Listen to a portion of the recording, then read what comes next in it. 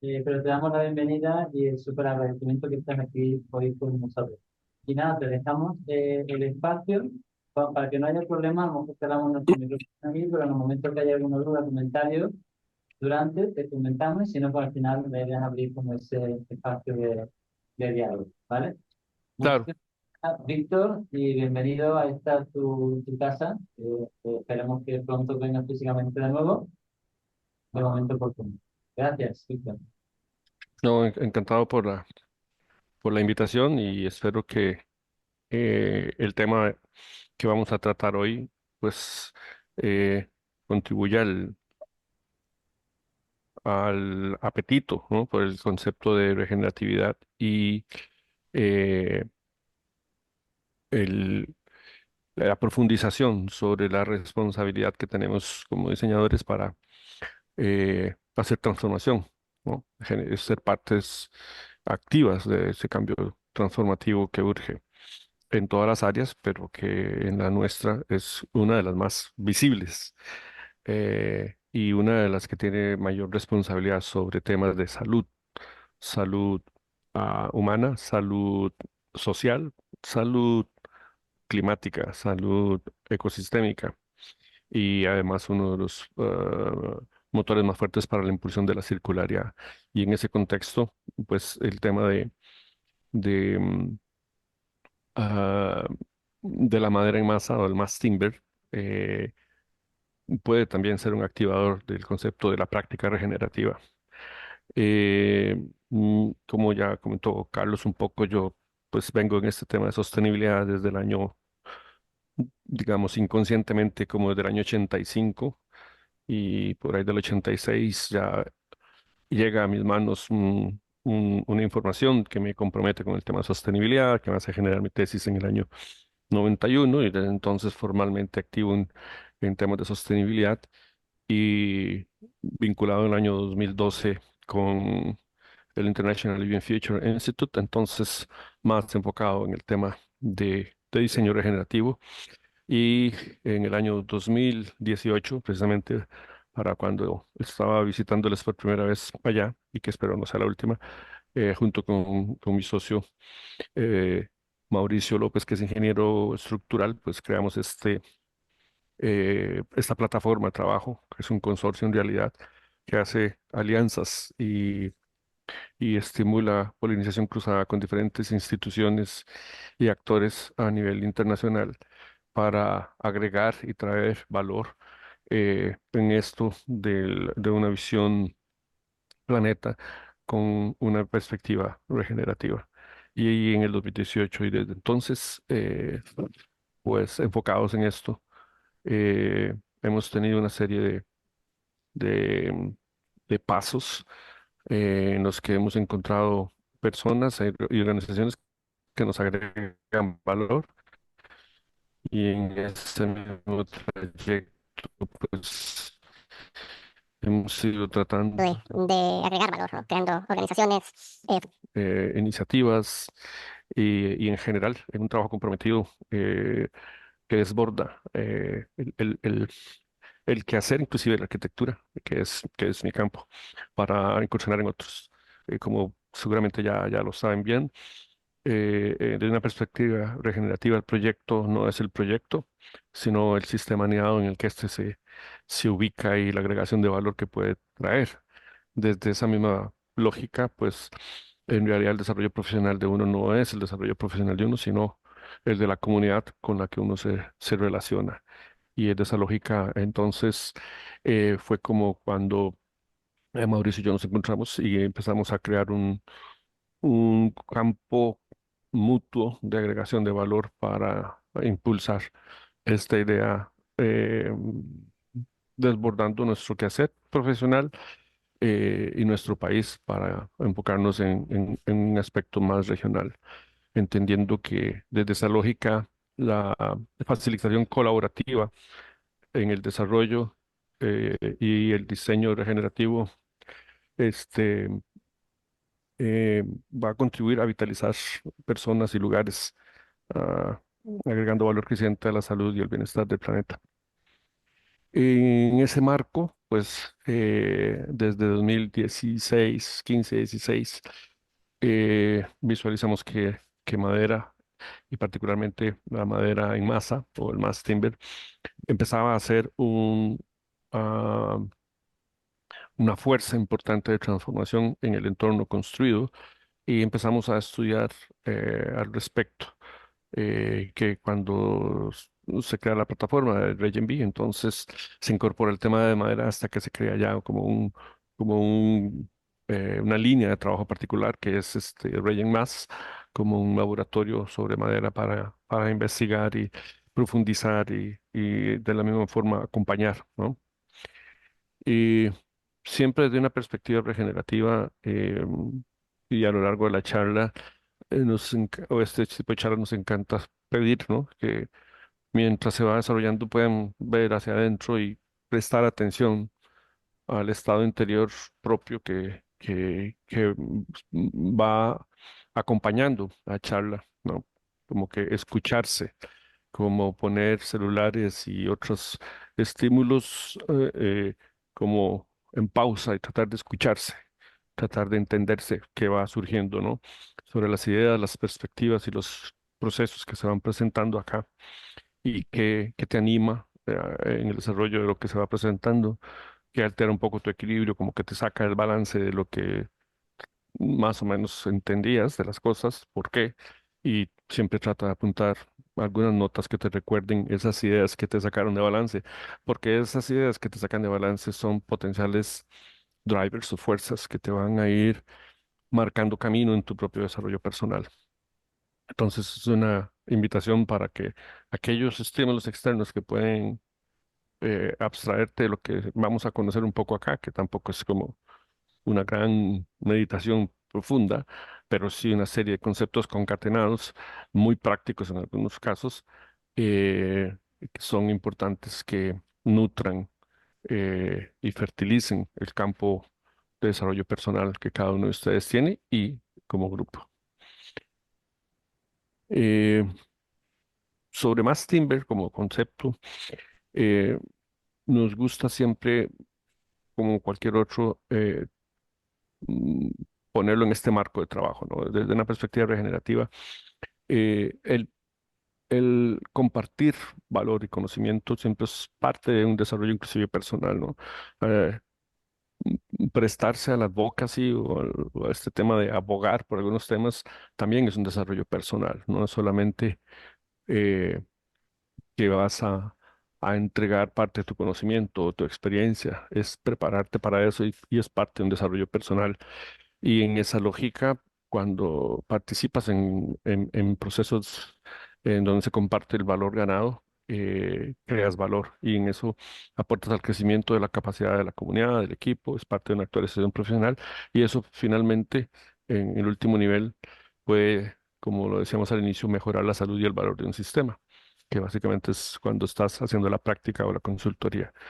Entendemos entonces desde esta lógica que convertirse en un practicante regenerativo es desarrollar la capacidad del potencial en uno mismo y en los equipos en los que uno participa, como en el desarrollo de estos en la práctica final con proyectos y con comunidades. De esta forma, el proyecto al sitio es lo mismo que el crecimiento de la capacidad de la comunidad y el equipo y el impacto que estos puedan generar en ese todo mayor o en ese gran sistema que nos contiene a todos. Mass Timber es un tema bastante extenso, profundo, y aquí solo vamos a ver el primero de los temas. Es una pequeña introducción a este concepto, pero sepan que hay un montón de otros temas, ¿no? Conexiones entre los elementos de estructura, entre los elementos de cerramiento y una serie de otros elementos más que con mucho gusto en su momento, Carlos, si lo tienen a bien, podemos profundizar. Ahorita trataremos de ver una introducción muy rápida sobre el tema, de manera que es ahí donde vamos a concentrarnos. Y así, de forma directa, Mass Timber es construcción industrializada. Son productos prefabricados en diversas formas que pueden incluir grandes paneles, ¿no? Que pueden ser losas o que pueden ser paredes completas, vigas y columnas, o sistemas estructurales de marcos, y así como de madera compuesta estructural. En- y eso es como la comprensión más simple de lo que puede entenderse por mass timber, como una categoría de estilos de estructuras de madera que generalmente se aprovechan para grandes distancias, grandes claros, grandes luces, porque mass timber es en esencia ingeniería de madera y en la combinación de los diferentes elementos se pueden lograr desempeños que rivalizan con cualquier otro sistema conocido o tradicional o convencional como el concreto y el acero. De hecho, inclusive hay estructuras híbridas que combinan acero, madera, concreto, madera o inclusive los tres. Em, Hay productos entonces, digamos, panelizados, ¿no? Que vienen en estas posibles fabricaciones, ¿no? El que se llama el cross laminated timber, el glue laminated, el dowel o el nail, lo mismo que vigas y columnas. En particular, el CLT son paneles de una enorme estabilidad y rigidez, que son elementos estructurales que se están usando para eh, proyectos con unas dimensiones en longitudes horizontales y en ambiciones verticales con muchísimo éxito. Y hay proyectos que, por ejemplo, que están en proceso de construcción, como el Ascent en Sydney, que está buscando 82, 85 pisos de altura, con una exoestructura de metal, pero toda la estructura interna es paneles y marcos de columnas y vigas. Como conceptos básicos, básicamente y se trata de madera aserrada en duelas o tablones, ¿no?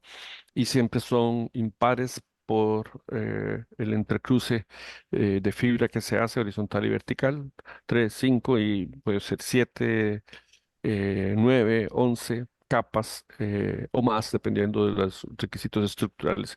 Inclusive ya se ha llegado a normar y a generar especificación técnica para cada una de las secciones de donde las solicitaciones estructurales son diferenciadas por el comportamiento y el desempeño de estos elementos, pero además porque se sobredimensionan, por llamarlo de una forma, para tener capacidad de respuesta a fuego, de manera que inclusive las capas externas de las duelas de cada uno de los componentes ya tienen una especificación particular en algunos casos que difieren inclusive con las de los componentes internos para que la reposición de algunas de esas capas puedan responder más a ambos tipos de comportamiento, que son el estructural y el de respuesta a fuego. Cada capa se llama lámina como de manera general y como digo, los espesores van a variar dependiendo de los requisitos arquitectónicos y estructurales. Lo mismo que los paneles. Y aquí una cosa muy importante es que las fábricas pueden tener capacidad de fabricación de enormes dimensiones. El problema está en cómo se traslada y a dónde tiene que llegar. Entonces, por ejemplo, nosotros estamos en un proyecto en el que hemos tenido que ir redimensionando cosas en las que los componentes, la mayor dimensión que tienen es el de un contenedor, porque vienen por barco. Entonces, el diseño también tiene que contemplar coordinación con el fabricante para ver cómo se ensambla o se preensambla en fábrica y se ensambla en sitio con dimensiones no solamente del proyecto en sí, sino con el del transporte. Entonces, también esos son factores que se deben tomar en cuenta en estos casos. También hay otros tipos de paneles de laminados en masa que pueden cumplir también funciones estructurales, pero que se trata de una naturaleza diferente. Además de aplicaciones para piso y techo, estos pueden ser, como decía, estructurales, muros de corte, porque tienen capacidad de transferencia de fuerzas cínicas, de viento, y llevarlo hasta los cimientos. Ahí lo fundamental es eh, la conexión o las conexiones, ¿no? Es decir, los elementos per se tienen capacidades estructurales, sí, tienen capacidades propias de desempeño, pero la conexión entre unos y otros, que finalmente es la que hace la transferencia de esas fuerzas, es un elemento también importante a considerar acá.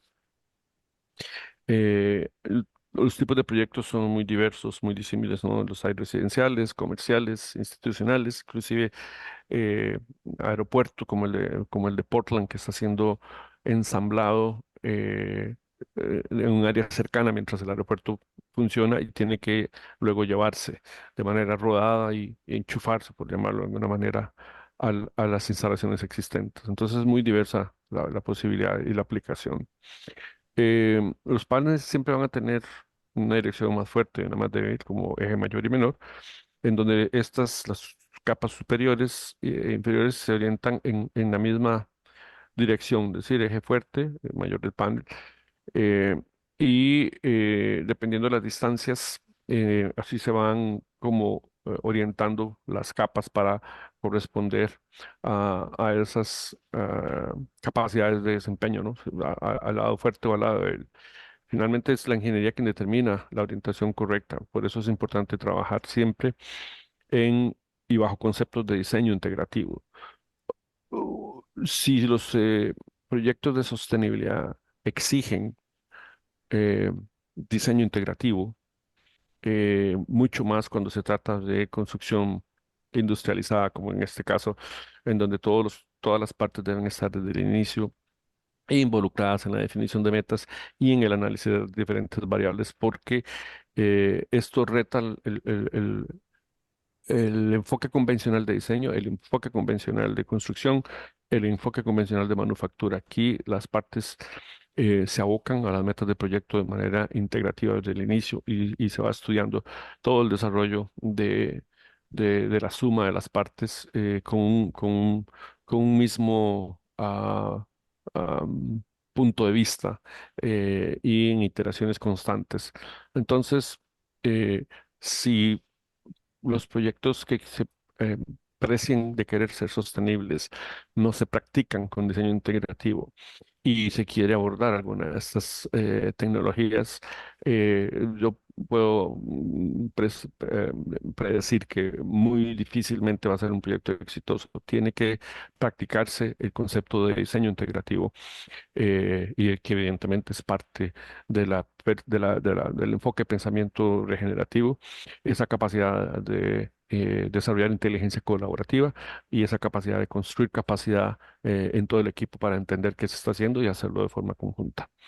Otro elemento es lo que se llama glulam o glulam timber o madera laminada, que son tablones que sirven por lo general para paneles cortos, digamos, más bien no muy, no mucho espesor, o para vigas que pueden ser, sí, ya vigas de mucha dimensión, de mucha longitud, porque se trata de la adherencia de una duela con otra, de una capa con otra, ¿no? Y tienen diferentes perfiles que pueden ser rectos, que pueden ser curvos, que pueden ser estriados. Hay muchas posibilidades de esto, ¿no? Algunos conceptos básicos de la madera laminada es que se puede manejar cuando es panelizado para losas de entrepiso, como en este caso, pero debe dejarse un espaciamiento entre ellas por las dilataciones propias que puede tener el material dependiendo del contexto y la temperatura. El adhesivo entre las duelas o las capas, además agrega protección contra incendios, mitigación de humedad y estabilización dimensional. Y eso es parte de las condiciones de diseño con las que se trabaja, dependiendo de la madera, el contexto, si es para uso interior o tiene algún grado de exposición al exterior. Otros productos dentro de esta misma línea es lo que se llama el dowel, que básicamente es como una espiga de madera que las une entre sí por fricción. Eh, Tiene acabados muy interesantes, pero sobre todo tiende a ser como de acabados o de como muy artesanales. Se requiere muchísima precisión para lograr acabados de alta definición, por lo que debe considerarse muy bien las capacidades que hay de fabricación y de instalación para entender cuál es el acabado final que se puede lograr con este. Y existe este otro que es la madera clavada. Son laminaciones a base de clavos que se usan para distintos usos. A veces son como losas de entrepiso y a base de madera rescatada o recuperada, que es una forma también muy sostenible de trabajar con madera. La dirección de los tramos o la longitud de los vanos siempre va a ser muy variable, como decíamos, hay un lado mayor, hay un lado menor, pero siempre entender que estas cosas funcionan en dos direcciones porque su comportamiento estructural va a tener deflexión, ¿no? De manera similar a como lo hacen las losas de concreto y los refuerzos de acero. Entonces, en el caso del CLT tiene deflexión en ambos sentidos, en las otras básicamente es en una sola de las direcciones. Eh, el CLT se considera como un elemento, un sistema, una estructura bidimensional, porque las fibras de resistencia están orientadas a 90 grados, se entrecruzan entre ellas, ¿no? Y siempre eh, es bueno trabajar con los espaciamientos que recomiende el fabricante, dependiendo de la madera, la humedad ambiente, la humedad de la madera, para absorber la estabilidad dimensional. Y finalmente, en la mayoría de los casos, el CO2 secuestrado por la madera, menos las restas de los diferentes alcances, uno, 2 y 3, así como las emisiones biogénicas, inclusive, restando todo esto, siempre hay un balance que puede ser positivo. Lo ideal sería poder hacer reducciones en los alcances uno, 2 y 3, que son las formas de medir las emisiones, que bueno, eso es otro tema, si no lo conocen, luego podemos ver, pero si uno trabaja con la madera y logra hacer reducciones, sobre todo en el alcance 3, pues el resultado es mucho más positivo, y la holgura de la huella de carbono incorporado pues disminuye y tendrás factores de CO2 positivo. Esos son como conceptos básicos. Ahora es importante entender cómo esto se usa en el planeamiento y en el diseño, ¿no? Sobre una planta arquitectónica que puede considerarse tradicional, lo más importante es poder alinear la arquitectura con la ingeniería y por eso es un proceso de diseño integrativo en donde se deben definir cuáles son los ejes estructurales, porque es en ellos en donde se van a trabajar los elementos de CLT, probablemente, o eventualmente, si es un sistema de marcos, los ejes de las vigas y las columnas. Y sobre esos los envigados en donde las losas de, de la madera contralaminada va a ubicarse y cómo va a funcionar estructuralmente, definiendo, entendiendo cuáles son las áreas tributarias de los muros, es decir, a dónde van a ir, a dónde van a ir las cargas. Y entonces los muros estructurales cuáles son y cuáles son los que absorben carga. Es decir, es un trabajo integrativo, nuevamente, entre arquitectura, ingeniería y manufactura, inclusive para entender las capacidades y las economías o las optimizaciones que se pueden lograr en sesiones de trabajo conjunto. Al final, uno va modelando, digamos, es una maqueta de un proyecto que hemos venido trabajando, y con el fabricante va ideando, ¿no? Cuáles son los componentes, y va estudiando cómo estos cuál es la lógica constructiva y cómo se van uniendo entre sí para poder refinar diseño, refinar dimensionamientos, entender las conexiones, cómo optimizar el uso del material, las cargas estructurales y evidentemente los costos.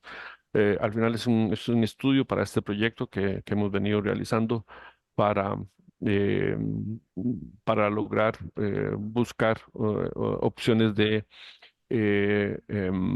un proyecto de vivienda asequible, que no es vivienda social necesariamente, pero que existe entre dentro de los patrones de digamos, lo que llamamos relativamente clase media, ¿no? Es un proyecto en esa línea.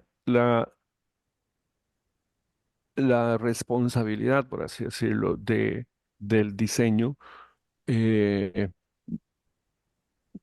desborda la mesa, o debiera desbordar la mesa, en términos de que la, la, mm, la relación entre los profesionales de diseño o con el fabricante mm, no es, eh,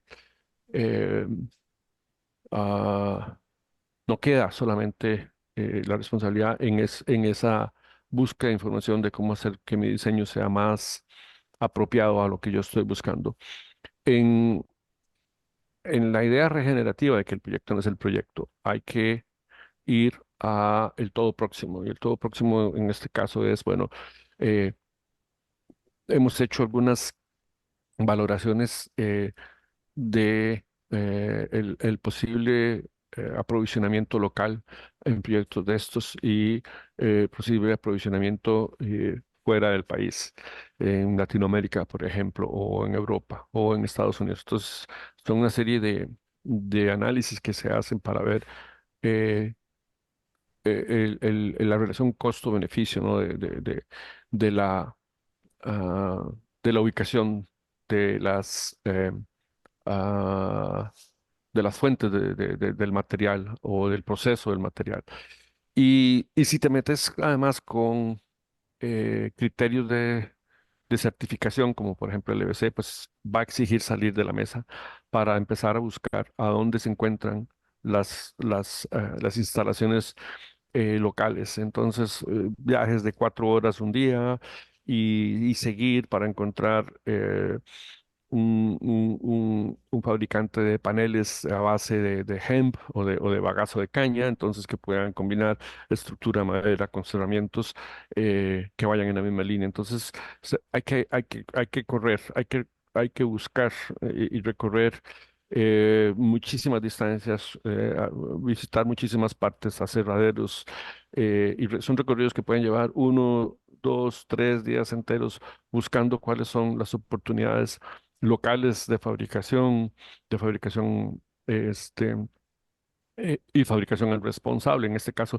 es una gira que hicimos para ver cuáles son los actores que hay en Costa Rica, por ejemplo, que pueden aprovisionarnos de madera certificada con el FSC, y no solamente con el FSC, sino con el FSC con cadena de custodia, y cómo juntar quién planta la madera, con quién la hace el aserrío, con quién hace la fabricación de la parte estructural, pero además, y en este caso, esto es, por ejemplo, fibra de caña que viene de unos ingenios o grandes plantaciones que hay en el país de caña de azúcar, y que esto es lo llaman un byproduct, ¿no? Es algo que es un residuo que normalmente lo que hacen es reutilizarlo como combustión en los ingenios, generando muchísimo más emisiones de CO2. Entonces, estas otras personas de NC Green Lab toman esa fibra y fabrican blocks o paneles completos, ¿no? Dependiendo de lo que uno necesite.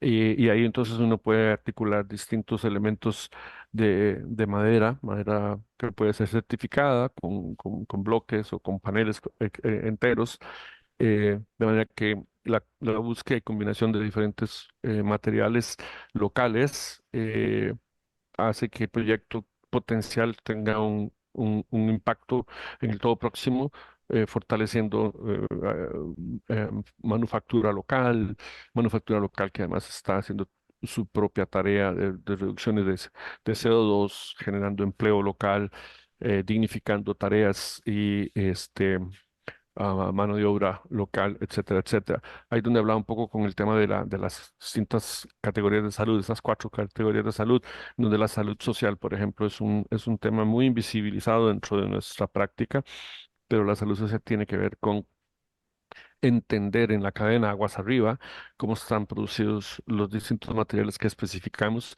y si en la intervención de la mano de obra que extrae o es parte de la cadena de manufactura, es gente que tiene todas las garantías sociales y trato justo y no discriminatorio cuando participan en esto, porque muchos de los materiales más baratos que a veces encontramos en mercados vienen subvencionados porque hay una explotación o peor aún, una esclavitud de mano de obra que está participando en esas fabricaciones que generan bajos costes al fabricante que exporta a nivel mundial, por ejemplo, y llegan productos que a veces inclusive desplazan las posibles manufacturas locales porque llegan con precios subvencionados por ese tipo de enfermedad social que es el pago injusto o labor forzada de niños o de población esclavizada. Entonces, eso es un elemento también que es parte de la reflexión con el uso de estos materiales, en donde se busque que no solamente por su esencia son, digamos, naturales y uno asume que son mejores, que son más sostenibles, sino que además sean y tengan una cadena de producción y de tratamiento que ambiental y socialmente son justas que están respetando la dignidad y la salud de todas las partes. Desde esa lógica, entonces nosotros siempre asesoramos desde la preconstrucción, que es cómo generar los estudios y los análisis de rentabilidad y constructibilidad antes de empezar inclusive el diseño, que es como ese entendimiento de quiénes son las partes que se involucran y cómo son los criterios previos al diseño para poder entender que normalmente y en Mass Timber el concepto que debe utilizarse es lo que se llama diseño para manufactura y ensamble, que es construcción industrializada. Es decir, hay que moverse del enfoque convencional de una línea de producto o de productos eh, aislados que se juntan en un proyecto para entender que este tipo de sistemas, la ingeniería de madera o el mass timber, es construcción industrializada y que bajo la construcción industrializada el mejor plan que uno puede tener es diseñar para la manufactura y el ensamble. Y eso significa, por ejemplo, tomar en cuenta algunos principios como la reducción del número de piezas y las tipologías, es decir, no hacer una familia interminable de piezas, sino reducirlas al máximo, eliminando al máximo todos los ajustes que se hagan en el sitio, es decir, que haya que cortar o alargar piezas en sitio porque no se diseñó de la forma correcta y que éstas puedan alinearse y ubicarse casi que solas, ¿no? Ese famoso concepto de Lego que muchos usamos, garantizar un acceso adecuado y una visión sin restricciones de cuando el material arriba y se lleva a la obra, ¿no? Puedan llegar de manera adecuada, no hay estudiar, digamos, sobre todo los giros del producto en el sitio de la obra o en el entorno, ¿no? Y que haya una visión completa de cómo se está manejando. Entonces, parte del tema es analizar el sitio donde se va a trabajar y que esto permita garantizar una manipulación de piezas en volumen, es decir, que puedan subirse y desplazarse en el sitio mientras más mejor y no una por una. Y minimizar la necesidad de reorientar durante el montaje, que sí, que por aquí nunca se pudo o esta pieza ya no se pudo, entonces hay que rearmar todo el sistema de montaje por otro lado porque no se estudió de manera adecuada esto. Y ahí es muy importante el uso de los flujos de trabajo como el BIM, donde inclusive el nivel de información, el nivel de detalle puede llevarse hasta el punto de la constructibilidad, es decir, modular la constructibilidad del proyecto en estos sistemas, en los modelajes. Otros principios es el diseño de piezas. eh, que no se pueden instalar, no se pueden instalar incorrectamente. Es decir, cuando se diseñan, no hay forma de que se instalen de manera errónea en la dirección o en el lado equivocado. Es decir, tiene que estar muy claro que ese diseño hace imposible o minimiza ese error. Maximizar simetría de piezas si es posible o hacer que no sean asimétricas, es decir, que la posibilidad de perderse en el ensamble por esas asimetrías se reduzca al mínimo y eliminar pasos de procesamiento. Elegir escala económica adecuada al proceso. estandarizar componentes y procesos, es decir, los elementos y cómo se van a fabricar y cómo se van a llevar y cómo se van a ensamblar. Cumplir con adquisición de componentes de caja negra, es decir, describir qué tiene que hacer el componente y no cómo lograrlo. Es decir, cada uno de los elementos debe tener una descripción em, de lo que hace y sobre todo minimizar las complejidades de los sistemas.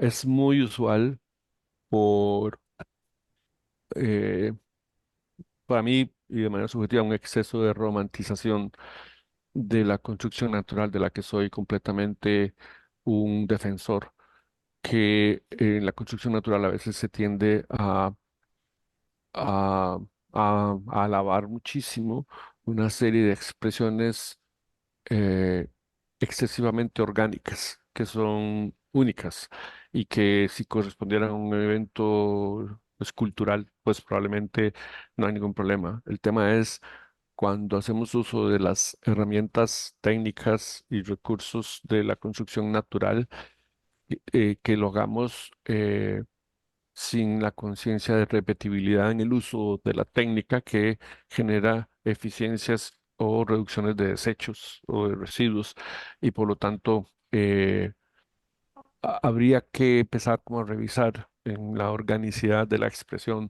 hasta dónde un elemento puede ser único y hasta dónde debería tener algunas características de repetibilidad. Eh, y ahí voy un poco con la minimización de la complejidad, de manera que el patrón, la pauta que se utilice pueda tener eh, potencial de utilización o reutilización sin tener que generar desechos porque ya no se pueden reusar, porque no se pueden desensamblar para otros propósitos o usos, porque la dinámica social de usos va cambiando con el tiempo y eso hace que cuando algo ya no cumplió con una vida, hay que rehacerlo, hay que remodelarlo y en esas remodelaciones, por lo menos de tipo convencional, todo lo que se bota se vuelve desecho. Por eso el diseño para manufactura y ensamble busca que si las condiciones de funcionalidad y uso que va a tener se acaban, esto puede entonces desensamblar y reutilizar la mayor parte de esto. Aquí hay, desde la perspectiva del diseño integrativo, como hemos hablado, una serie de elementos de verificación que tienen que ver con el equipo de diseño y construcción. eh, pues quedará grabado y lo podrán revisar para no ir una por una, pero sí es importante tomar en cuenta que el concepto de diseño integrativo no es nada más sentarnos todos juntos en la mesa. Hay una serie de elementos de disposición e inclusive hasta contractual que deben ser revisados como puntos de partida, sobre todo en sistemas como estos que requieren muchísima precisión y muchísima revisión previa antes de llegar al sitio, porque una vez que ya se decide que va para el sitio y las piezas van para el ensamble, pues todo lo que no se profundizó antes se va a ver en el sitio y eso probablemente puede atentar contra los beneficios finales que esto puede tener. Por eso, inclusive en la parte del diseño integrativo, hay que tener claro cuáles son las metas y los beneficios potenciales de las distintas am, características con el que se va a utilizar el sistema, eh, entendiendo que existen una serie de ganancias en tiempo y en costo y en impactos ambientales, así como en sociales, porque mientras más integrado esté el uso de estos, de la ingeniería de madera, pues mejor. En ese sentido, el sistema tiene la capacidad de generar nuevos encadenamientos económicos y sociales a nivel local, porque eh, muchos propietarios de predios pueden ser productores de madera útil para esto. Muchas pueden generarse como cooperativas y las cooperativas mismas pueden ser en su momento capaces de ser parte de la cadena de valor en el procesamiento del material que va al mercado. Entonces, también desde esa perspectiva y desde esa lógica, existe muchísimo potencial en la medida en que nosotros como arquitectos, como diseñadores, como parte de la cadena de valor de los edificios, eh, vayamos precisamente poniendo en contacto a las diferentes partes, pidiendo que se encadenen para el producto final que vamos a requerir. Eh, es importante tener una red amplia de trabajo con la cual contar. Esto no se puede deglutir uno solo, hay que tener una red de trabajo con la cual se pueda apoyar uno para los distintos trabajos y lograr entonces integración de saberes y experiencias en madera, en metal, en concreto, que vayan dando, como se ven acá, distintas soluciones eh, para proyectos, para conexiones, para las diferentes partes que se van a trabajar. Y muy importante, bueno, ustedes seguramente mucho más que nosotros, eh, que pasamos de 30, 40 o 50, las capacidades de visualización, de diseño virtual, de visualización de la preconstrucción. Esto es fundamental para entender cómo va el proyecto, cómo se arma o cómo se desarma, ¿no? Y tener una red muy amplia de aprovisionamiento. A veces los problemas del proyecto no son la fabricación, sino el abastecimiento. Y dependiendo de los tiempos del proyecto y los tiempos de procesamiento y las demandas que hay en el mercado, pues es mejor tener relación con varios, de manera que si uno te falla, el otro te pueda suplir. Dependiendo del tipo de proyecto, es mejor tener entonces unas amplias relaciones. Eh, y tener siempre un, eh, una relación muy fuerte con los diferentes componentes para que te fabriquen de acuerdo al tipo de proyecto, a la medida de lo que estás necesitando y tener equipos de instalación capacitados, porque no es lo mismo construir convencionalmente que construir en vertical.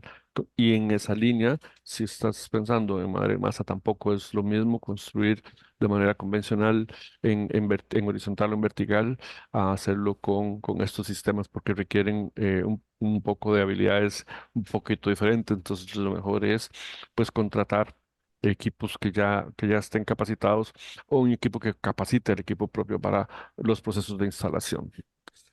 Bueno, eso es como en términos generales el marco general de madera y masa, cómo se usa, cómo se diseña, los beneficios que puede tener dentro de toda la cadena y abierto entonces, Carlos, a cualquier consulta o pregunta.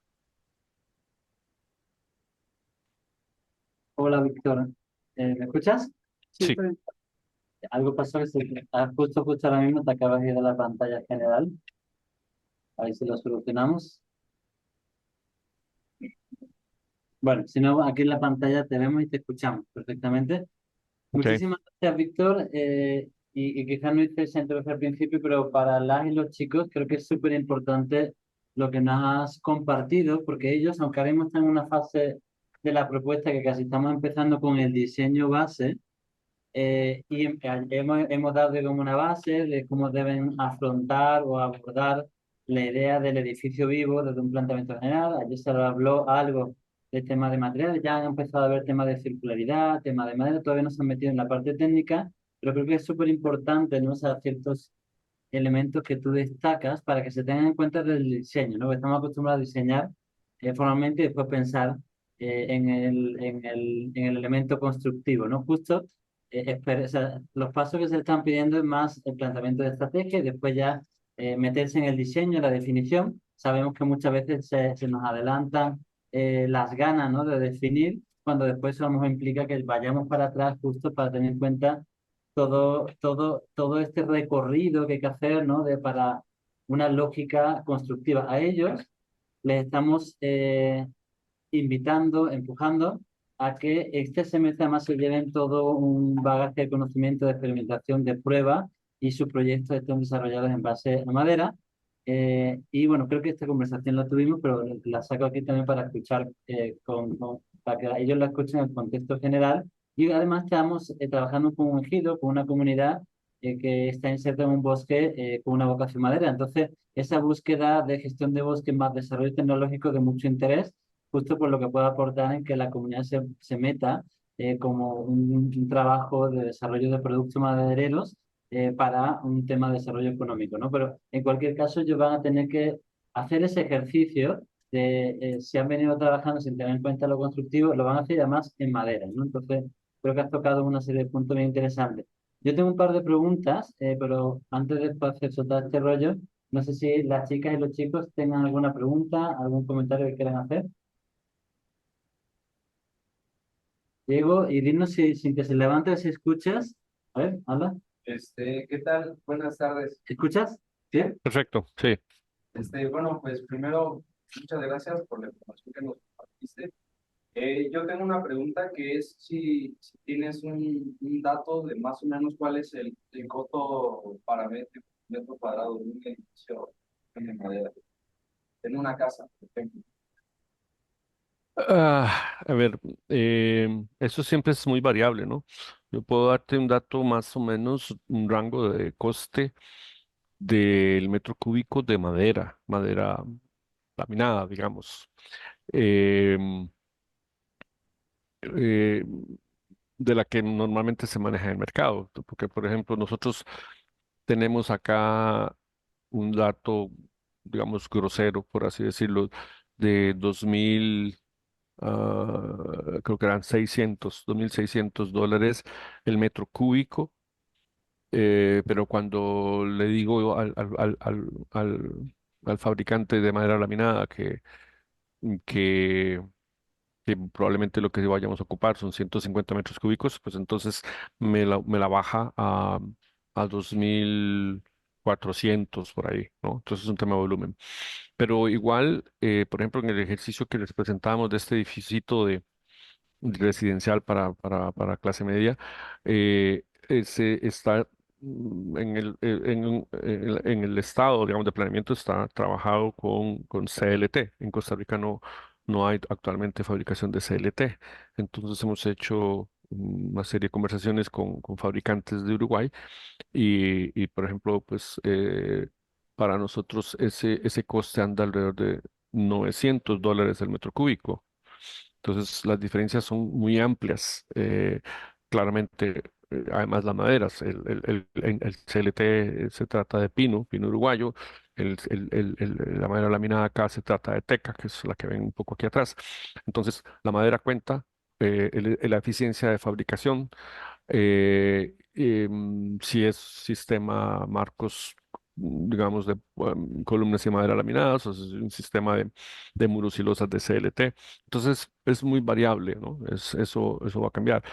Desgraciadamente, y sé que para México, por ejemplo, es mucho más barato comprar de Europa la madera laminada, pues porque las eficiencias industriales que tienen en Europa de ya muchos años hace que el coste pues sea muy bajo al que podemos encontrar en México y lo sé porque tenemos ahí un proyecto en México, un proceso también. Entonces, pues hay que ver, ¿no? Hay que ver eh, algunos de estas variables que inciden en el precio. Y finalmente, en sostenibilidad siempre es importante entender que el costo no es el pago inicial o el upfront cost.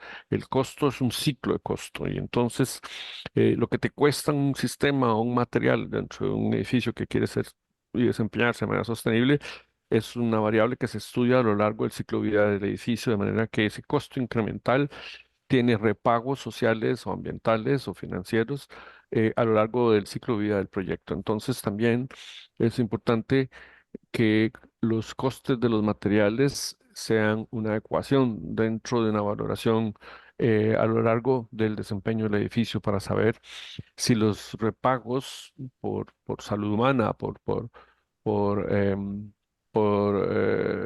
salud climática, por operación y mantenimiento y costes de operación y consumo de energía y emisiones, este, tienen o encuentran un punto de equilibrio que justifica un coste incremental en el pago inicial por los beneficios que se logran en el ciclo de vida total.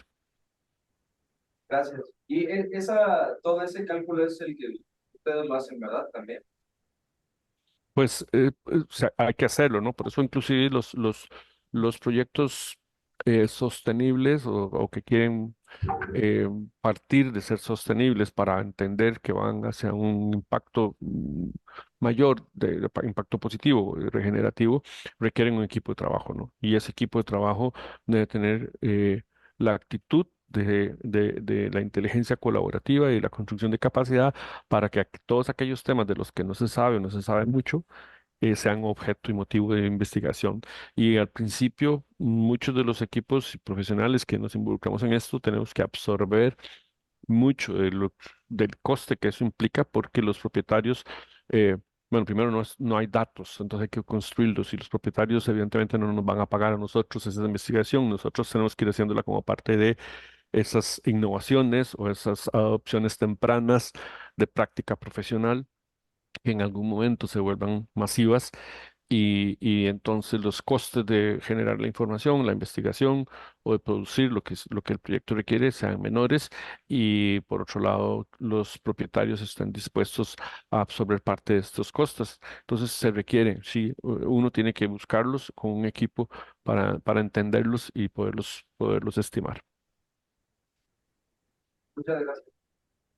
Súper, está buenísima la pregunta y a veces damos por hecho un montón de cosas, pero fíjate la cantidad de factores que hay que tener en cuenta para evaluar, ¿no? O sea, a lo mejor nos sirve más a veces como evaluar como qué tanto más te cuesta, esa te la voy a lanzar como pregunta en el caso específico vuestro, qué tanto más te cuesta esa estructura para este complejo residencial que no sé si hicieron la comparativa, si construye la estructura en acero o en concreto y en madera laminada si habéis hecho esa comparativa de costo, porque supongo que es algo que te plantea el cliente, nada más que lo plantea. Nosotros hace medio año perdimos una licitación porque no supimos defender cuánto más costaba la estructura de madera laminada y perdimos esa licitación. Entonces, no sé si ustedes hicieron un ejercicio en ese proyecto en específico, teniendo en cuenta todos los factores que cambian en Costa Rica, en México, en el proyecto, de dónde traigan la madera, etcétera. Pero en vuestro caso específico, ¿hicisteis el ejercicio? Sí, bueno, estamos en la investigación de, de las variables que pueden ser eh, de peso significativo para tomar la decisión de si se construye o no.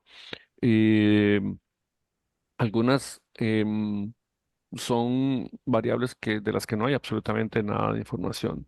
Ahora, uno tiene que buscar esas relaciones de peso para sustentar una propuesta, como es lo que has mencionado.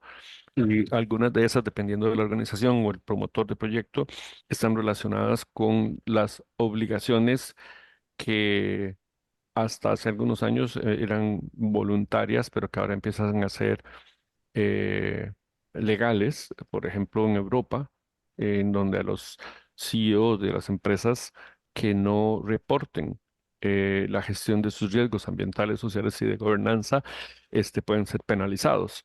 Eso es algo que es parte de todo un movimiento por que las empresas y los encadenamientos entre ellas para producciones de diferentes tipos estén haciendo reportes a sus partes interesadas, que pueden ser socios, ¿no? Entidades de gobierno o comunidad, de cómo están manejando esos riesgos. Y parte de esos riesgos son precisamente la gestión de riesgos físicos, ¿no? Que son aquellos asociados con crisis climática, fundamentalmente, y que un- una inversión o un coste incremental, por ejemplo, en una estructura de madera, puede demostrar por un gráfico como el que yo les compartía sobre la huella positiva que todavía puede exhibir una estructura de madera con respecto a otras como parte de las acciones que pueden medirse de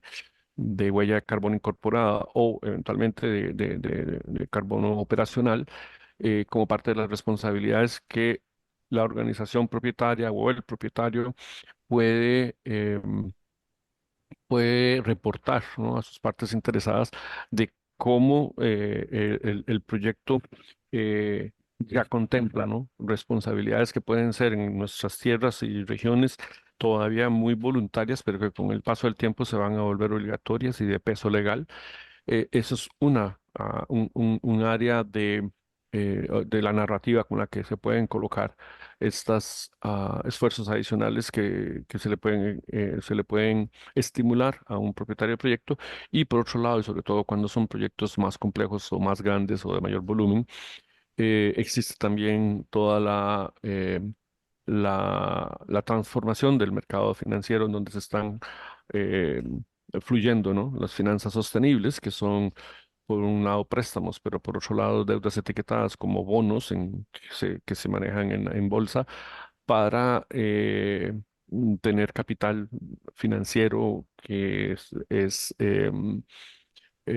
tiene la oportunidad de ser captado a un menor coste, de manera que el coste incremental del material, entre otros, como de consultoría, como de otros elementos, eh, puede compensarse un poco con un menor coste de capital si se logra demostrar en el desempeño del proyecto que se están atendiendo algunos de las metas de impacto negativo, o orientados por lo menos con el marco de los Objetivos de Desarrollo Sostenible de Naciones Unidas. Entonces, sí hay ahora una serie de herramientas que hay que dominar, hay que conocer, hay que dominar, hay que entender cómo articularlas con nuestra gestión de diseñadores, que ya no es tan simple como antes, que nos pedían con un programa de necesidad y entregábamos un render a una perspectiva, y entonces con eso cumplíamos a incorporar todo ese mundo de corresponsabilidad con principios sociales y ambientales que en algunos casos están siendo condición, sí o no, para financiar o para aceptar hacer parte a una empresa, a una institución, a una organización o un estado de la cadena de negocios de una parte interesada mayor. Entonces son algunos criterios que hay que empezar a manejar dentro de lo que hacemos. Está buenísimo, entre otras cosas, entender la complejidad que tiene afrontar la responsabilidad, ¿no? O sea, la responsabilidad que asumimos cuando queremos emprender este tipo de proyectos. Y está muy bien hacerlo, porque si no caemos en una simplificación que no nos va a llevar, digamos, a dar este salto hacia lo regenerativo, ¿no? Y ese dilema, ¿no? O sea, no siempre se puede defender lo que hay detrás de una construcción de madera, y a veces te piden nada más que te demuestres si es más caro o no. Pero yo también les comento a ellos la oportunidad que se abre. O sea, esta misma licitación que perdimos, ahora la hemos ganado en un siguiente concurso, y vienen dos licitaciones de invitación directa, justo porque se abre un mercado nuevo, en donde en unas empresas entra un capital canadiense y cambia la conciencia de cómo se tiene que construir. Y eso yo lo que les intento hacer ver a ellos, que esa tendencia se viene, ¿no? Y que incluso a nivel de mercado, si se ponen las pilas, pero atendiendo toda la complejidad que tiene de afrontar un proyecto de esta índole, se pueden poner, digamos, de cabecera y de punta de lanza, porque ese mercado no está desarrollado, o sea, o está poco desarrollado.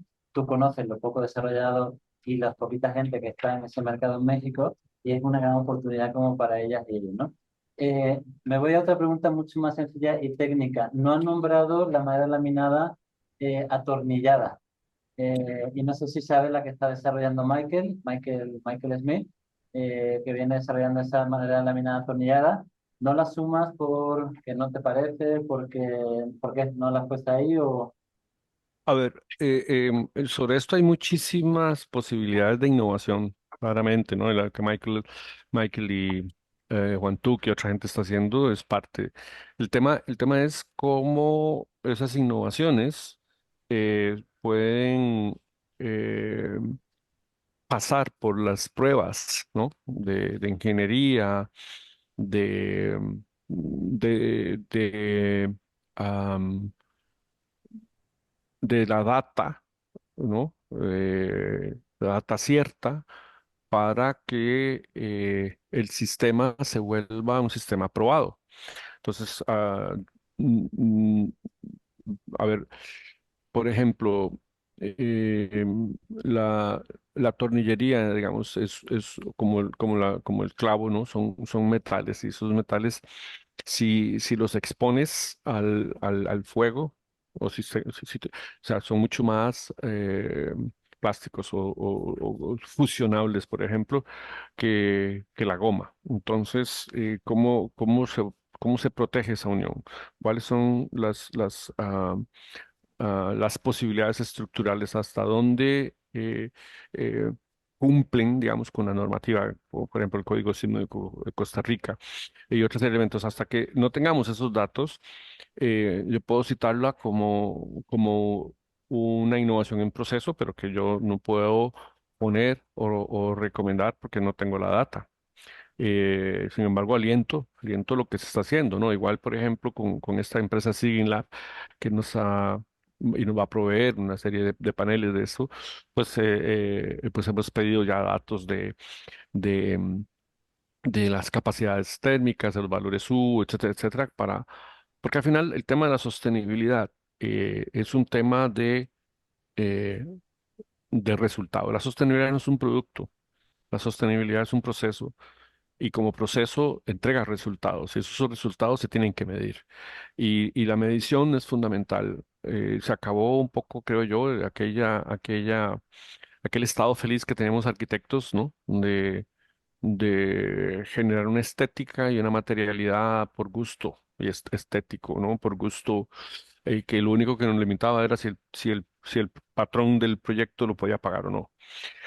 Acá nosotros ahora tenemos que ser 5 veces más responsables porque al menos hay estas 5 áreas en donde deberíamos entender las implicaciones, ¿no? Y cómo medir esas implicaciones. Entonces, todas las innovaciones son bienvenidas, pero necesitamos empezar a darle parámetros de medición y resultados que puedan comunicarse y que puedan ser útiles para cualquiera de las iniciativas en las que estamos. Entonces, no la desecho, pero yo aún no tengo los datos, entonces no puedo como eh, ponerla como una recomendación, ¿no? O sea, porque hay toda una responsabilidad en eso. Entonces, yo creo que Michael y Juan Tuc y su gente son gente muy responsable, pero tendrán que pasar por todos esos procesos de revisión técnica. Lógico y responsable por tu parte. Víctor, no sé si alguien más tenga alguna otra pregunta. Diego, a ver si lo escuchas. ¿Ahí me escucha bien? Sí, Una pregunta, ¿conoce algo, hay alguna innovación acerca de la impresión de madera? ¿O de algún de la impre- derivado de la madera? Uf, la madera, la madera promete mucho, muchísimo. Les puedo decir, por ejemplo, que podríamos, si ya estuviese comercializable, podríamos estar haciendo ventanerías de madera. La madera transparente es una realidad. Eso es llevar la celulosa que es, digamos, el material propio de la madera, a un nivel, digamos, de procesamiento casi natural, con algunos procesos ahí un poquito químicos, para generar elementos transparentes que pueden ser utilizados en construcción. Se menciona que puede ser utilizado en la industria automotriz para todo la vidriería, por así decirlo, de los vehículos. Eh, o sea, es un material eh, que no nos da más porque no lo hemos investigado, porque hemos preferido otras cosas, pero tiene una serie de potenciales impresionantes, ¿no? El tema es cómo vamos desarrollando y, y entendiendo que esas innovaciones no van a ser los problemas de mañana, que eso es lo más importante, ¿no? Porque, bueno, tú lo sabes bien, Carlos, el pensamiento regenerativo es un pensamiento que no se basa en la resolución de problemas, ¿no? Sino en el entendimiento de la esencia y el potencial para revelar ese potencial no manifiesto. El tema es que el pensamiento mecanicista y muy industrial nos ha hecho pensar, ¿no? En solución problema y por lo general, no es el 100%, pero por lo general la solución de ayer está siendo el problema de hoy. Entonces es muy importante que todas estas innovaciones tengan claro que es su ciclo de vida a lo largo del tiempo no van a estar generando nuevos problemas que no se advirtieron de forma anticipada. Muchas gracias. Se me está apeteciendo abrir como conversación, pero bueno, voy a abrir una pregunta que no quiero a lo mejor ni siquiera que me la responda y después otra que sí quiero que me la responda. Pero la primera es justo, ¿no? O sea, cómo toca también aquí una revisión de cómo no caer en un extractivismo, ¿no? O sea, y más cuando consideramos al árbol como un ser vivo y a la comunidad bosque como una comunidad tan espléndida, ¿no? De trabajo y demás, ¿no? O sea, y como ese límite de sensibilidad al mismo tiempo, y yo empiezo como a formarme como algunas ideas, ¿no? Y dice, bueno, es que si construyo con concreto, el cambio climático va a devastar el bosque igualmente. Entonces, ahí hay que jugar con ese equilibrio y hay una reflexión y una conversación ahí abierta que puede ser interminable. Esa no, la saco como reflexión, pero te quería preguntar, ¿conoces en Costa Rica emprendimientos pequeños, locales, donde se esté empezando a ver, ¿no? O sea, una comunidad que tenga vocación maderera y que de repente el beneficio que le saca es sacar, digamos, la madera en volumen del bosque, pero no hay ningún desarrollo tecnológico? ¿Conoces algún caso de éxito ahí en Costa Rica donde la misma comunidad, de manera autónoma, se haya metido en el desarrollo tecnológico y a lo mejor no se mete en los paneles, porque es una tecnología como más, necesita una fábrica como más grandota, pero en esa viga laminada o algún otro tipo de desarrollo tecnológico? ¿Conoces algún caso de éxito en Costa Rica que nos puedas compartir, por favor? Sobre lo primero, y tampoco me voy a extender. Te va a aplicar. Eso es uno de eso es uno de los temores más grandes que yo tengo con la construcción natural, que en la escala que nuestros ancestros la practicaron era un uso de los recursos existentes. En las escalas en que hoy se necesitan desarrollar las cosas es extractivista. Entonces es un tema a revisar. Pero lo resumo en lo siguiente, y teníamos el caso de un proyecto en el que estamos tratando de certificarlo core dentro del EBC. Ellos tienen, eh, digamos, nacientes de agua ahí. O sea, no necesitan el agua de la red. Entonces, cuando hablábamos del neto cero, neto positivo en materia de agua, me decía, pero no entiendo, a ver, si yo la capto de la lluvia, pero si la tengo ahí, pues, o sea, no la estoy usando de la red. Entonces yo le decía, el concepto es la metáfora de la flor. La metáfora de la flor no extrae agua de alguien más, no le sustrae agua a alguien más, cosecha el agua propia que necesita a través de sus pétalos, ¿no? Ese es el agua que necesita o a través de sus raíces, punto. Entonces, utilizando un poco esa metáfora, los materiales deberíamos empezar a visualizarlos como aquello que podemos cosechar en sitio. Es decir, la extracción de madera de bosque no debería permitirse. Y lo que deberíamos es utilizar las áreas que ya están afectadas para empezar a desarrollar sistemas de plantaciones de madera que se vayan sofisticando en el tiempo para emular más el patrón ecosistémico y de biodiversidad que estos pueden, con el que estos pueden contribuir a una mejora general del sitio en donde estás haciendo extracción, pero estás generando más servicios ambientales y sociales que el puro monocultivo de madera. Eso es mi punto de vista, ¿no? Igual con todos los elementos. Y lo otro es que los materiales debieran tener la capacidad de reusarse, reensamblarse, rescatarse eh, al máximo porcentaje que sea posible. Todas las veces que utilicemos materiales que solo pueden utilizarse una vez y luego a lo sumo particularlo para generar un nuevo material, pues van de segundos, ¿no? Y los que definitivamente no tenés capacidad de, de desviarlos por alguna de esas rutas, pues no deberíamos fabricarlos, ¿no? Y en esa línea, pues los que menos consumo de energía y los que menos CO2 hagan, terminan de completar la ecuación. Y en la segunda pregunta, Costa Rica tuvo un proceso agridulce un poco, porque las políticas de conservación que se empezaron a implementar en los años 70 por la deforestación que llevaba, el camino de deforestación que llevábamos, eh, fue muy bueno para hacer la recuperación que hoy tenemos de nuestras áreas protegidas públicas y privadas, ¿no? Y el florecimiento de nuestra biodiversidad. El problema es cuando se satanizan las cosas, porque entonces la industria maderera quedó a la deriva, sin ningún tipo de guía, sin ningún tipo de orientación, sin ningún tipo de incentivo. Y por lo tanto, lo que hoy podría ser un material natural de plantación llevado de la mano con la conservación, eh, pues albergó la oportunidad de reforestación que dos especies no nativas tuvieron como parte de una política no tan bien entendida, y entonces acá el país se llenó de plantaciones de melina y teca, que es la que en este momento estamos usando, teca que al menos está certificada FSC. Eso está bueno porque pues, no estamos extrayendo especies nativas del bosque. Está mal porque es una especie no nativa.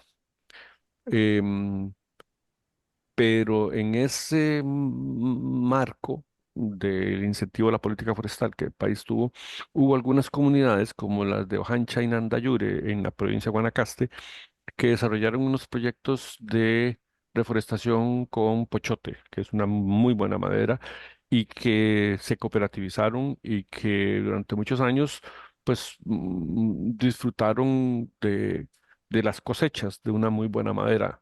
eh, pero que el valor del pochote frente al valor de la teca hizo que en algún momento dejara de cultivarse pochote y se empezaron a transformarse en parcelas de teca. Entonces, por un lado fue bueno, pero el precio de exportación de la teca empezó a sustituir muchas de estas plantaciones de pochote. Pregunta por aquí si puedes repetir el nombre de la comunidad y despacito porque es un nombre raro. Sí, se llaman Ojancha y Nandayure. Son como cantones de Guanacaste. ¿Lo puedes escribir el segundo? Yo creo que no. Estoy tratando, pero no me deja, no sé por qué. O si no, ahora me lo escribes por un mensaje y ya se lo paso yo o algo. Sí, listo. No sé por qué no te dejo. Sí, no sé, se me quedó como congelada ahí la pantalla del chat. Súper. Bueno, Bueno, pues no sé si tienen alguna otra pregunta, algún otro comentario. Piensen y ojalá hayan estado escuchando atentamente que muchos de los criterios que plantea aquí, ¿no? O sea, que se pueda, o que se construye con madera, pero que se pueda desmantelar, que se pueda montar y desmontar, que tenga, digamos, ciertos criterios mínimos de extracción, es lo que vamos a intentar explorar, ¿no? O sea, desde los proyectos que nosotros estamos planteando, vamos a hacer una presentación la próxima semana, vamos a desarrollar todo eso, o sea, una propuesta suelta o más allá de estos aspectos, ¿no? De lógica constructiva. Así lo hacían en la arquitectura vernácula, en realidad, ¿no? No es una cuestión de la madera laminada, ¿no? O sea, cuando vemos las casas de arquitectura vernácula en la sierra, las dimensiones del espacio se daban porque los rollos tenían esa dimensión y no pueden conseguir madera más grande. Entonces, esa lógica constructiva la tenemos que adoptar ahora, de nuevo, pero con la posibilidad de un uso de un elemento constructivo más tecnificado. Entonces, bueno, eh, creo que me queda con ganas de seguir conversando sobre el tema, Víctor, pero no sé si la chica le tiene algún tema y si no, yo creo que te llamo uno de estos días y seguimos con la conversación. ¿Pero alguien más tiene alguna? ¿Nada? Bueno, llevan aquí toda la mañana, entonces entiendo que también ya estén algo sobre la información. Sí, digo. ¿Algún recurso donde podamos seguir aprendiendo de la construcción con madera? ¿Escuchaste, Víctor? ¿Algún recurso ah, web, algo donde poder seguir? em, a ver, hay unas organizaciones en Estados Unidos una se llama Woodworks, otra se llama ThinkWood, después el AWC, que es como el American Wood Council. am, está el centro, ¿cómo se llama? A ver si lo tengo acá. El centro. Mm, Ahí está a escribiendo. ver, Hola Luis, eh, que no te hemos saludado. Hola, hola. Estoy en el background. Disculpe, bienvenido. es el Centro de Innovación de Madera de la Pontificia Católica de Chile. Es muy bueno. También tiene muchísima información. Eh, en fin, es googlear. Súper, súper, muchísimas gracias, Víctor. Y, bueno, otra preguntita más. Sí. Y dentro de la manera laminada se ha afectado el tratamiento de... No, Quizás no entendí bien. vas a tener que ¿Qué estás aceptar. acá? Oh, vale. A ver si Sí. quieres cierra aquí.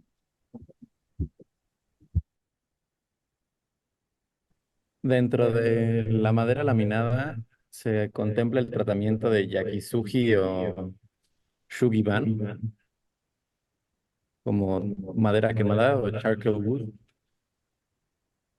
Sí, claro. Ay. Eh, Se le conoce de diferentes nombres, ¿no? Como thermal wood y otras cosas. Eh, el tema es los costes energéticos de esos procesos. O sea, hay gente que los hace de manera muy artesanal con un soplete, que se llama, ¿no? Una flama, y obviamente es un combustible. eh, y hay hornos ya industriales para eso. Entonces, em, es una buena forma de garantizar la longevidad de la madera, o la durabilidad frente a en ambientes muy corrosivos, mm, humedad, salinidad, etcétera, etcétera. Pero cada uno de esos procesos debe estudiarse para el uso que tiene, ¿no? Cuál es el uso apropiado. Y muy importante, hacer los análisis de ciclo de vida, a ciclo de vida de producto, ciclo de vida de proyecto, para entender cuál es la mejor solución. No hay, y quisiera que se quiten un poco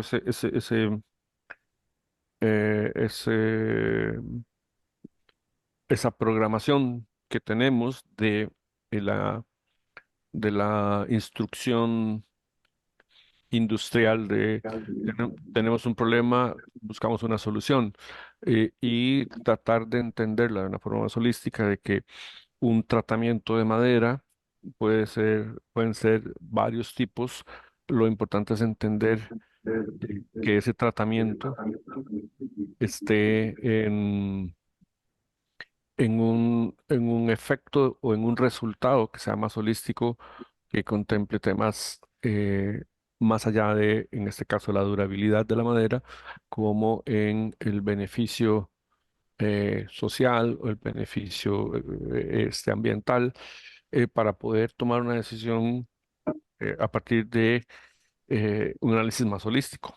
Entonces, eso es una forma. Acá, por ejemplo, se utiliza el micronizado de cobre, que es una forma de penetrar la madera con cobre y evitar que los xilófagos dañen la madera por la acción del entorno ambiental. Entonces, cualquiera que sea el tratamiento, eh, debe tener igual análisis balanceado de por qué esa es la decisión.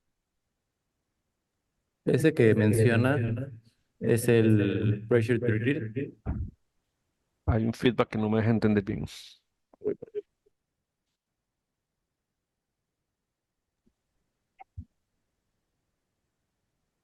Ese que mencionas con el tratado de cobre es el pressure treated.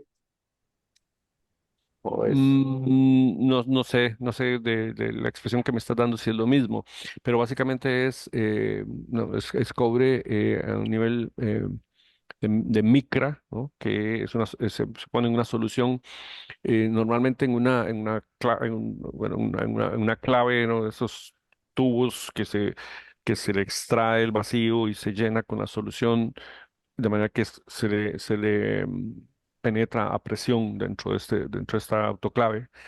y se tiene por un tiempo determinado, se maneja por hay un manómetro de presión y un manómetro de grado de exposición. Y entonces, el grado de exposición es dependiendo de la cantidad de cobre que se le va a poner a la madera. Entonces, ese es como el sistema. No conozco ese nombre que le estás dando, pero no sé Si si me lo... puedo, si puedo meter la cuchara, Ah, Claro. sí, pressure treated es ese tipo de sistema. Se usa cobre ahora para porque se sustituyó el arsénico que se usaba antes. ok, pressure trigger. Es como Pressure un disparo treated. a presión. No, Algo así. es lo que estás describiendo, pero que antes se usaba arsénico Ah, sí. y ahora se usa el cobre, porque Sí. el arsénico estaba saliéndosela a la madera en los playgrounds en Estados Unidos, estaba contaminando y haciendo el efecto a los niños. Eso es. Y respecto a Eso la es. tica, en comparación al pino, el que se usa más común en México, son más o menos en cuestión de calidad es la misma. No, son diferentes. A ver, la teca es más densa, tiene más resistencia en relación a casi todas las variedades de pino, pero tiene una ventaja adicional y es que tiene una condición oleaginosa natural, que es un repelente natural para algunas especies de xilófagos, ¿no? Que no tiene el pino, ¿no? Básicamente el pino son softwoods. La madera no, la madera es más un hardwood, entonces se comportan en términos de resistencia estructural y en esta parte de química natural de manera diferente, son diferentes. ¿Y se recomienda el pressure treat para mayor de recubrimientos en madera laminada o hay como otros tipos de innovaciones en recubrimientos? Ah,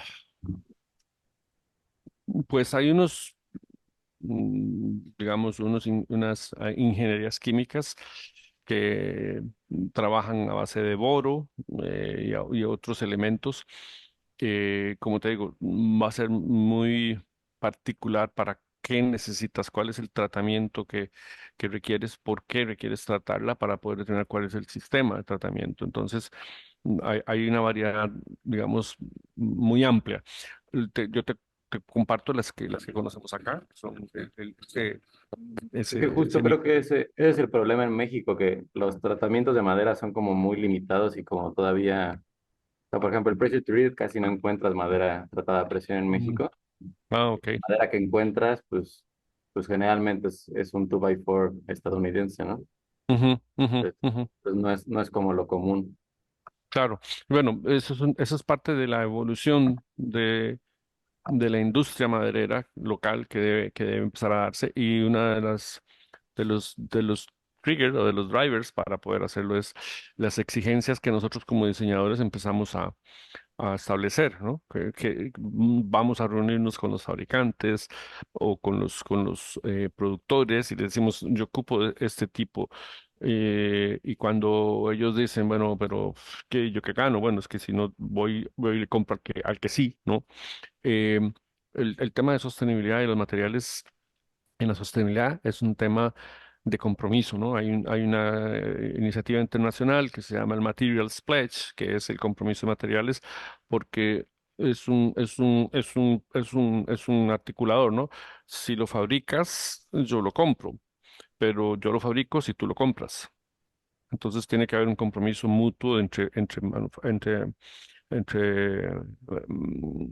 fabricantes y diseñadores de ese compromiso por los materiales a un mejor nivel. Entonces eso implica ser parte de redes y de organizaciones y si no existen, liderarlas para empezar a hacer impacto en el mercado de los materiales, para generar conciencia, para eh, generar el caso de negocio para que la industria y todo se vaya moviendo más en esa dirección. Entonces, eso pueden ser políticas públicas, esos pueden ser acuerdos gremiales de empezar a eh, preferir materiales que sí cumplen con ciertas características, como para que sí sea de interés de los fabricantes el transformar su forma de hacerlo, ¿no? Entonces, y ahí hay que ir a los innovadores, es decir, convencer y enamorar a quienes, más allá del caso de negocio, ya tienen una convicción por lo que están haciendo y que quieren hacerlo mejor para que sean ellos los primeros y otros entonces los emulen. Muchas gracias. Y última pregunta, ¿conoces alguna empresa maderera que utilice sus residuos, que los convierte en biochar para secuestramiento de carbón en el suelo? Ah, como que te diga, sí, conozco una, no, sé que pasa, sé que ocurre. El tema es eh, igual, ¿no? El ciclo cerrado del uso de la madera debería eh, eh, diseñar sus procesos de manufactura de manera que los residuos sean eh, cadenas o capas, ¿no?